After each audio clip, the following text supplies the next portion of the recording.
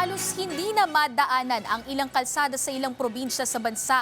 Matapos yan ng matinding pag-ulan, dulot ng habagat. Isa na rito ang Nagilian Road sa Baguio City. Yan ang sentro ng balita ni Floyd Brents. Dahil sa malakas na ulan na bumuhos kagabi bunsod ng habagat, ilang bahagi ng bansa ang binaha. Halos nagmistulang ilog ang ilang bahagi ng Nagilian Road sa Baguio City dahil sa tubig baha. Halos hirap na rin makatawid ang ilang motorista. Pinasok din ng tubig baha ang ilang tindahan na ito. Sa Marikina naman, dahil sa malakas na hangin, tumumba ang punong ito dahilan para mahirapan ang mga motorista na makatawid. Ilang bahagi rin ng EDSA ang binaha, makikita sa video na hirap ang isang motorista na makatawid dahil sa mataas na tubig baha.